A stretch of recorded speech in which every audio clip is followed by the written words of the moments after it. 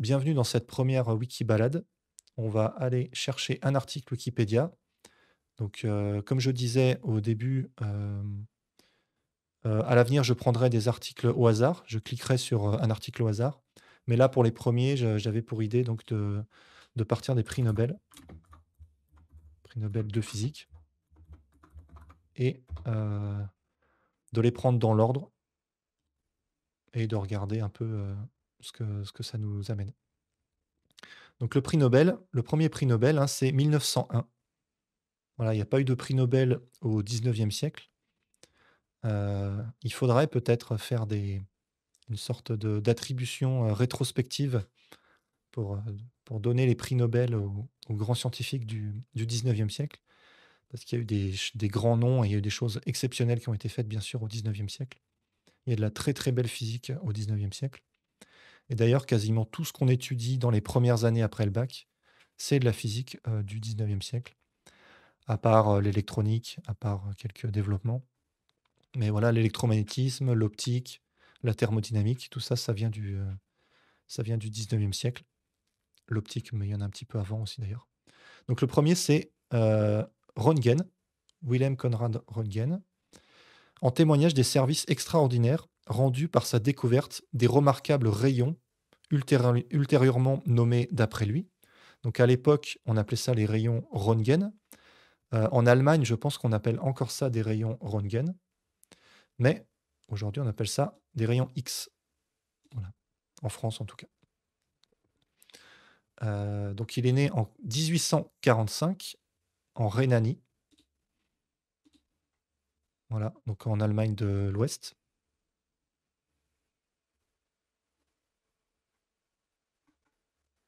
Donc à l'époque,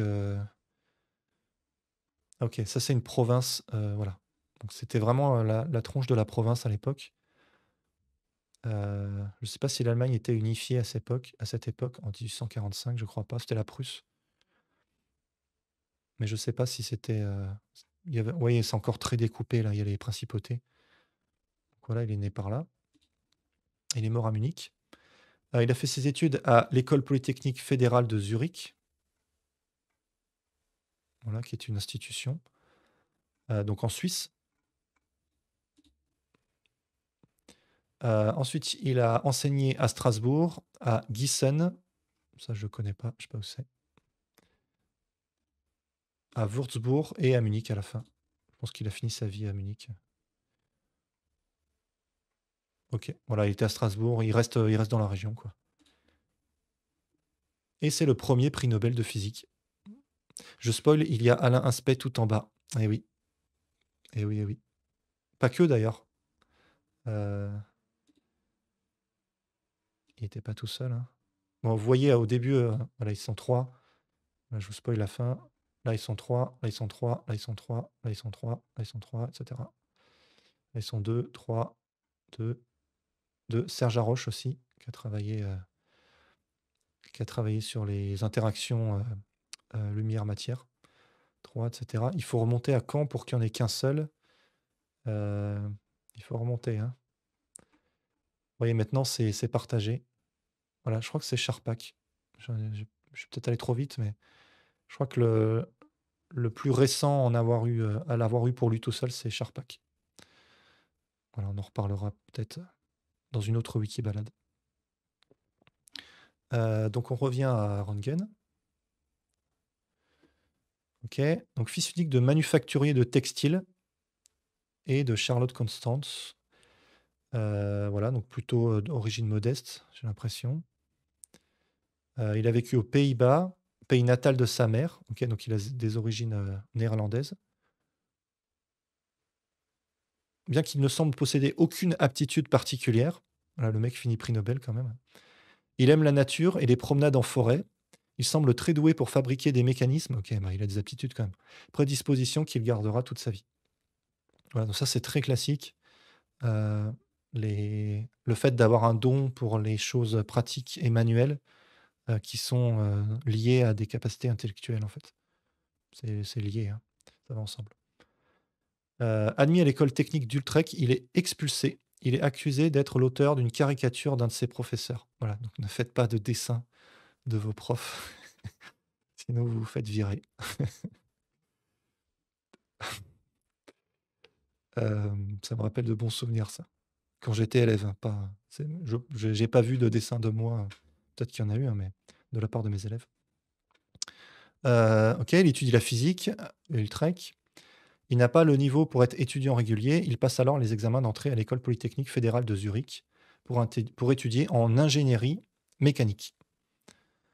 Ok, donc il a pour professeur Kunt. Ok, ça me dit quelque chose. Et Clausius, hein, qui est très connu. Voilà, le tube de Kunt. Le tube de Kunt, qui est une manière d'étudier les ondes stationnaires. Voilà, Kunt, qui est allemand aussi, j'imagine. Voilà, Leipzig. C'est marrant aussi de remonter comme ça et de voir les filiations, les généalogies scientifiques. Donc un tel qui était l'étudiant de machin, qui était l'étudiant de bidule, etc. Voilà, et de Clausius. Alors lui, Clausius, hein, c'est aussi un très très grand physicien.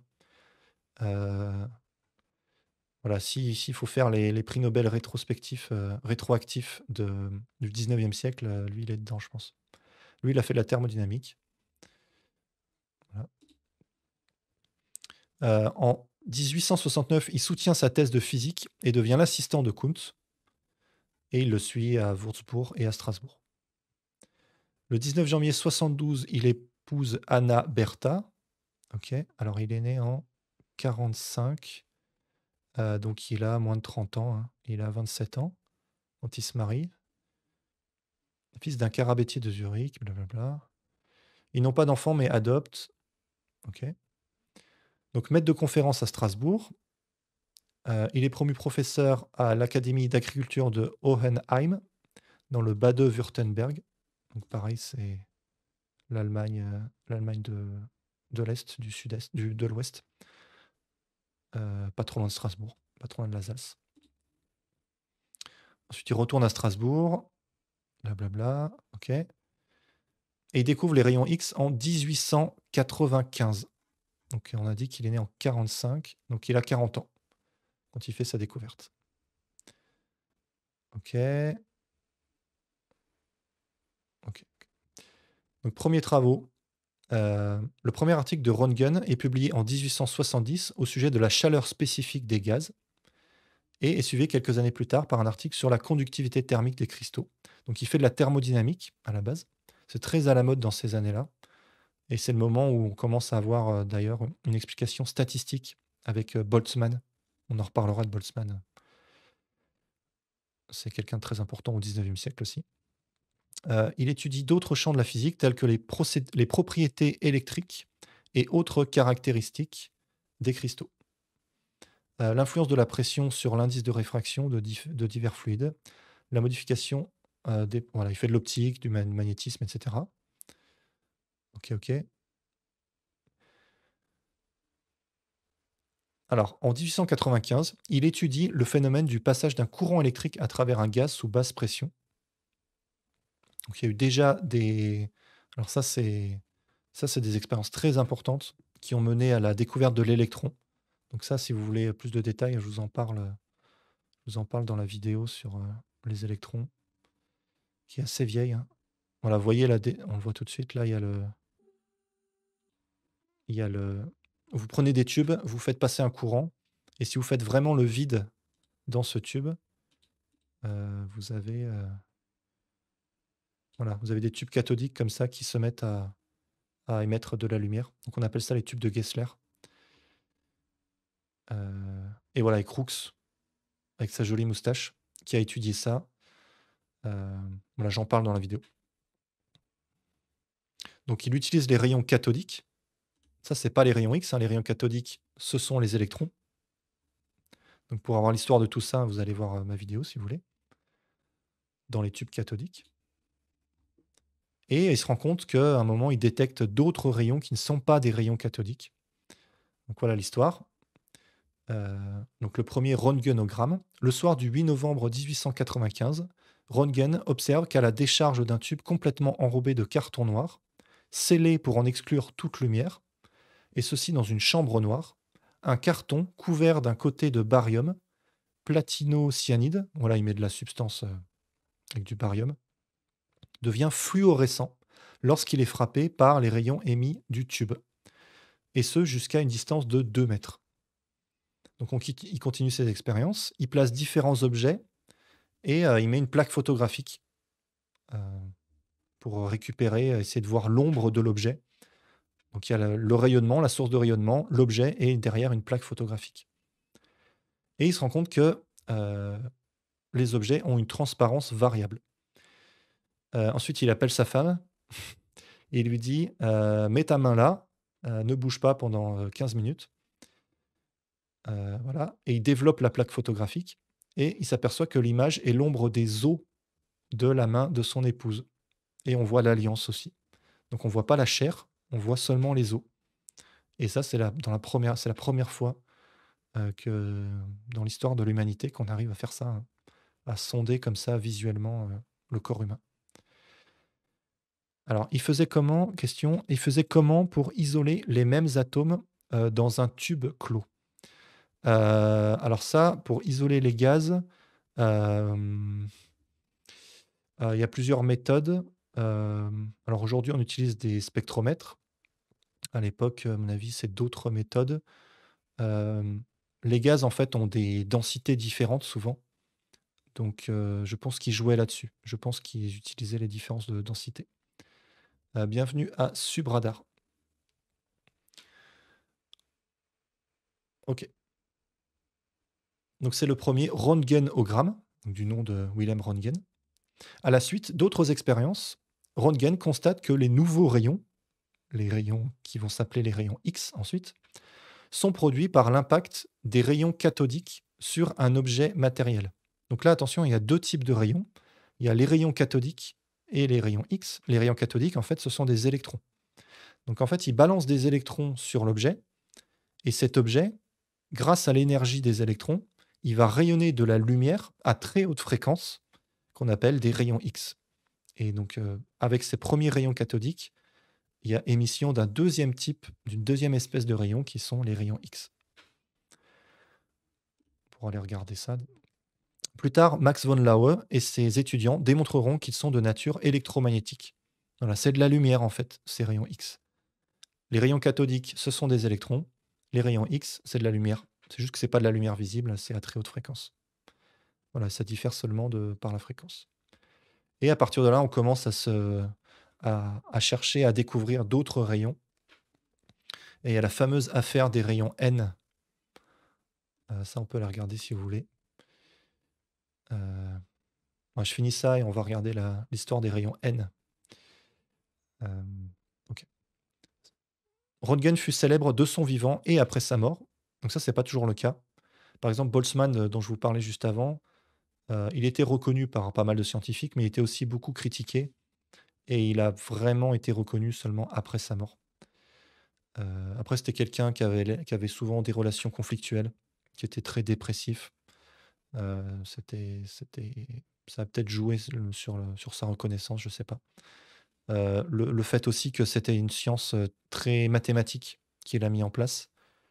La physique statistique, hein, c'est une manière de décrire la thermodynamique avec beaucoup de mathématiques et des mathématiques qui étaient peut-être un peu avancées pour l'époque. Ok. Dans plusieurs villes, des rues portent son nom. Il eut plusieurs prix et médailles ainsi que plusieurs doctorats honorifiques. Ok. Là, bon, il a eu les honneurs, hein, puis il a eu donc le premier prix Nobel en 1901. Toute sa vie, il a conservé son amour pour la nature. Il a passé la plupart de ses vacances estivales à Walheim, au pied des Alpes bavaroises. Voilà, petit village d'Allemagne, de Bavière, proche de l'Autriche.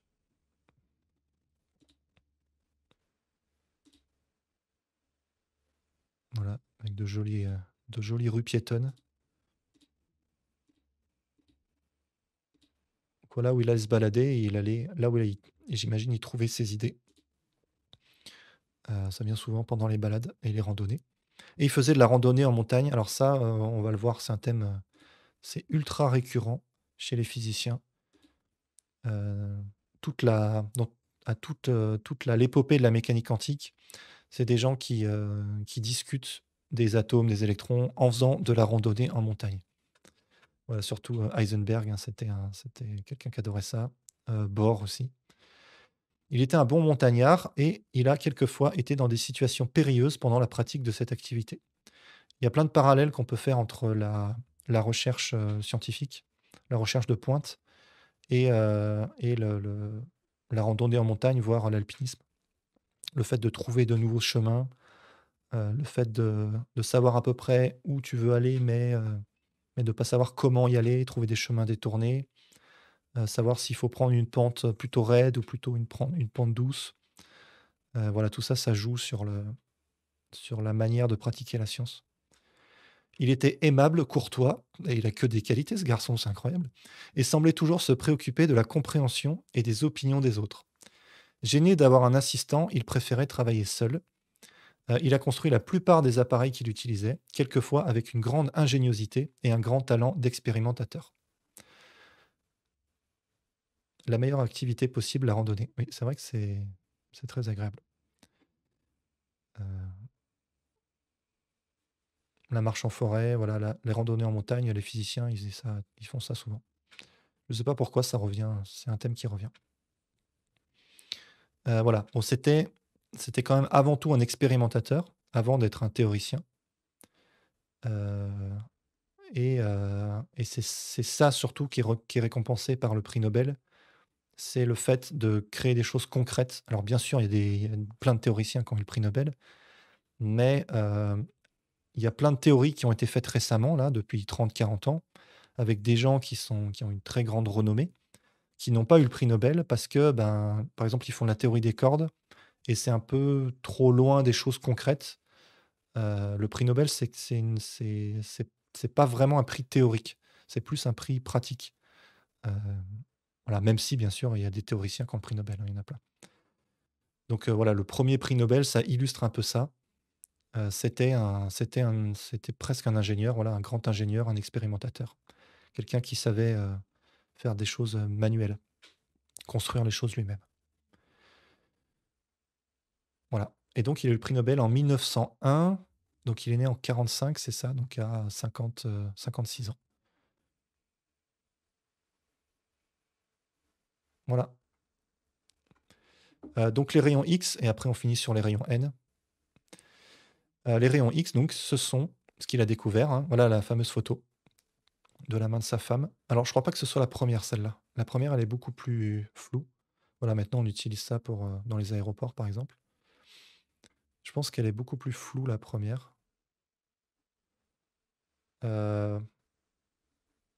Bon, il y a des trucs un peu techniques, je vais pas rentrer trop dans les détails. Heu, tac, tac, tac, voilà. C'est un rayonnement naturel. Les astres, rayonnent dans les rayons X, entre autres. Voilà, la principale propriété des rayons X, c'est de traverser la matière en étant partiellement absorbés en fonction de la densité de celle-ci.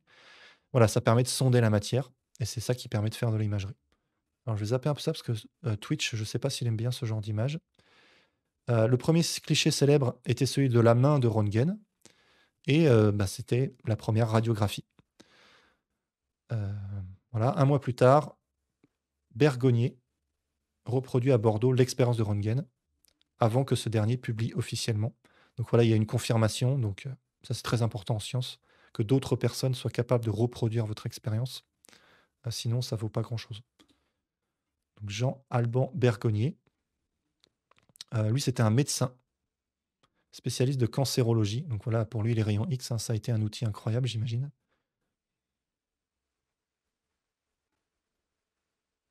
Voilà, c'était un médecin, heu, de Bordeaux. Donc lui, il était un peu plus jeune, hein, à cette époque-là, il a 12 ans de moins que Röntgen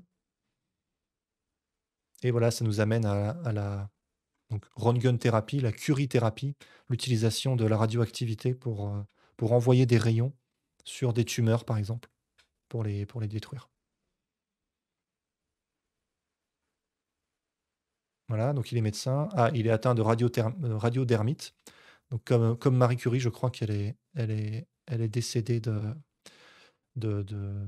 suite de l'irradiation. À l'époque, hein, ils se protégeaient pas très bien, on savait pas trop les dangers à long terme que ça pouvait avoir. Voilà, professeur Bergonnier de la faculté de médecine de Bordeaux.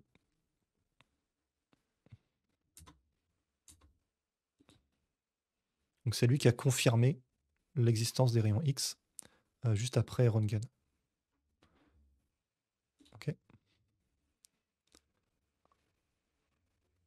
Voilà, et son article à Röntgen, ça s'appelle «À propos d'une nouvelle sorte de rayon».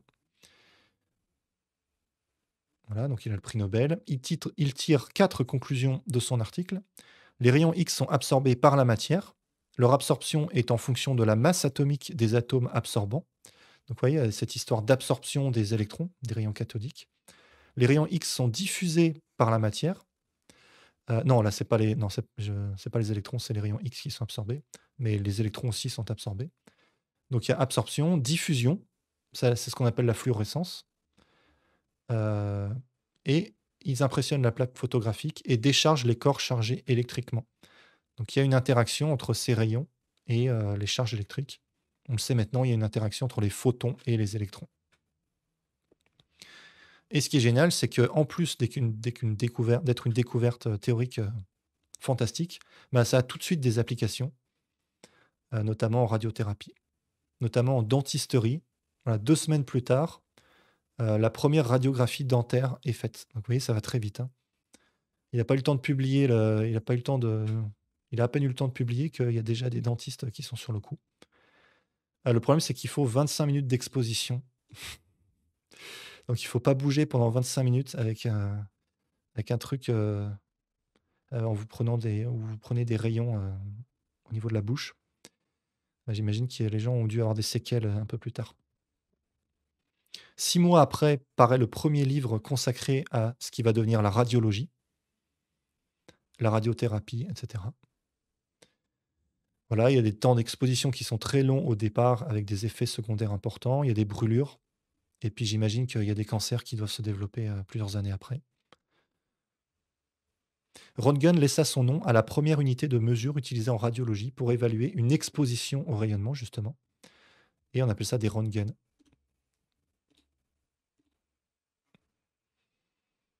Voilà, et aujourd'hui, on n'utilise pas cette unité, on utilise, la conversion dans les unités classiques, c'est des coulombs, oui, des coulombs par kilogramme. Donc c'est la charge électrique divisée par la masse, par unité de masse. Voilà, le premier laboratoire de radiologie arrive 2 ans plus tard. C'était en 95, hein, la découverte. Voilà, tout le monde voulait faire photographier son squelette, mais pendant longtemps, les doses étaient trop fortes. Par exemple, Henri Simon, photographe amateur, a laissé sa vie au service de la radiologie. Chargé de prendre les radiographies, les symptômes dus aux radiations ionisantes apparurent après seulement 2 ans de pratique. Voilà, bon, c'est un peu glauque, donc je passe. Mais voilà, c'est pour ça que les médecins, quand ils vous font une radio, ils vont se cacher derrière des écrans. Parce que vous, bah, vous prenez une dose, peut-être une fois. Voilà, si vous êtes en traitement, vous pouvez avoir plusieurs doses, mais une fois par mois peut-être. Eux, ils font ça 30 fois par jour. Il faut qu'ils se protègent. Voilà, sinon ils dépassent la fameuse dose qui commence à être dangereuse. Voilà. Avec les années en médecine, pour la fluoroscopie ou radioscopie, on diminua la durée des examens et les quantités administrées. Ok. Oui, parce qu'on donne des composés, des petits cachets qui rayonnent justement et qui permettent d'être suivis depuis l'extérieur. Voilà. Donc aujourd'hui, on l'utilise dans les scanners, dans les densitométries pour l'ostéoporose. Voilà, toute l'imagerie médicale, échographie. Alors l'échographie, je crois que c'est surtout les ultrasons. IRM, voilà, la résonance magnétique nucléaire, les IRM, la scintigraphie, la tomographie. Voilà. Mais l'utilisation des rayons X ne se limite pas au seul domaine de la médecine. Les services de sécurité les utilisent pour examiner le contenu des valises. C'est ce qu'on a vu, la photo qu'on a vue. En cristallographie, on les utilise pour connaître la structure des des cristaux. C'est la bonne longueur d'onde, hein, je le disais tout à l'heure, c'est de la lumière à très haute fréquence et donc à très petite longueur d'onde et donc ça permet de sonder les petites distances dans les cristaux et de savoir quelle est la structure du cristal. Donc vous faites de la diffraction et pour ceux qui connaissent, hein, vous avez une transformée de Fourier du réseau qui apparaît sur l'écran et donc en faisant la transformée inverse, vous pouvez savoir quel est le donc, hein, si vous faites diffraction rayon X, tac, voilà, vous avez ce genre d'image et vous voyez, donc ça c'est ce qu'on observe sur la plaque photographique et on voit des structures, vous voyez, c'est aligné. Ça, c'est directement relié au réseau microscopique. Donc sur la plaque, on voit, alors pas directement la position des atomes, dans le cristal, mais voilà, c'est lié à un objet une transformation mathématique qui s'appelle la transformée de Fourier et donc en inversant ça, on peut en déduire quelle est la structure du cristal. Donc ça, on a envoyé des rayons X sur un cristal, du rubis, de l'émeraude, ce que vous voulez. OK? Depuis peu, il est possible d'étudier des fossiles piégés à l'intérieur d'un matériau et d'en voir des coupes virtuelles. Donc voilà, ça permet de sonder la matière. Donc voilà comment on génère des rayons X avec des rayons cathodiques dans un tube cathodique. Autrement dit, en envoyant des électrons. Vous voyez là sur l'image, les moins là, c'est des électrons qu'on envoie sur une plaque et cette plaque, elle rayonne des rayons X. Voilà, ça c'est plus ou moins le schéma de ce qu'a fait Röntgen, en très schématisé, mais et donc au niveau microscopique, qu'est-ce qui se passe? Soit vous avez, soit vous avez des électrons qui changent d'orbite, provenant des couches électroniques. Donc les rayons X sont produits par des transitions électroniques faisant intervenir les couches internes proches du noyau. L'excitation donnant la transition peut être provoquée par des rayons X. Donc comme c'est des fréquences importantes, ça va permettre de décaler les énergies des électrons de manière importante. On en a parlé la dernière fois, l'énergie est proportionnelle à la fréquence. Voilà. Et vous avez aussi, donc je crois que c'est ce qu'on appelle le Bremsstrahlung en allemand. Il y a pas de traduction. Voilà, c'est ce mot-là. C'est les électrons qui accélèrent et quand un électron est accéléré, il rayonne de la lumière, accéléré ou freiné, hein. Et donc là, au lieu d'avoir des pics continus comme ça, on a un rayonnement qui est continu. Donc vous voyez bien les 2 phénomènes là qui se superposent. Vous avez donc le Bremsstrahlung, heu, à vos souhaits. Donc ça, c'est le rayonnement, continu et vous avez des pics comme ça qui sont à des valeurs très distinctes et ça, bah, ça ressemble au spectre dont je vous ai parlé dans les dernières vidéos. C'est lié aux atomes. Vous voyez vraiment les 2 phénomènes continus et discrets qui se superposent. Donc ça, c'est, l'intensité en rayon X. Voilà, on va éviter les images, trop gore et je vais finir sur les rayons N. Qu'est-ce que c'est que ces rayons N? Pourquoi on n'a pas entendu parler de ça?